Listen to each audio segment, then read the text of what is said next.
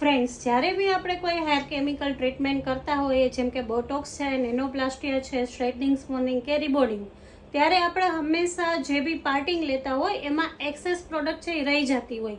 તો આપણે અહીંયા શીખીશું કે આપણે એક્સેસ પ્રોડક્ટને કઈ રીતના રિમૂવ કરવી અને જે બી બધા હેર ઉપર પ્રોડક્ટ પ્રોપર કઈ રીતના લગાવી. તો મેં અહીંયા એક ડાયગ્નલ સેક્શન લીધેલું છે, તમે જોઈ શકો છો. હેરમાં આપણે એના મિડ ટુ એન્ડ સુધી હેરને પકડવાના છે અને જે બી મારી પ્રોડક્ટ છે એને હું ડેબ લઈ લઈશ અને લાસ્ટ સુધી એને ડેબમાં કરીશ. હવે મારો કોમ્બ છે એ કોમ્બને હું આવી રીતના એપ્લાય કરીશ, જેનાથી મારી ટોટલી જે હેર છે એમાં બધી પ્રોડક્ટ છે આવી જશે. અને તમે જોઈ શકો છો કે હેરમાં અમુક જે એક્સેસ પ્રોડક્ટ છે એ બી આવી ગઈ છે.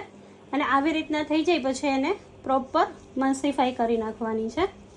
તો આવી રીતના તમારા બધા હેરમાં પ્રોપર પ્રોડક્ટ છે એ લાગી જશે અને ક્યાંય વધારે પ્રોડક્ટ કે ઓછી પ્રોડક્ટ છે એ થશે નહીં.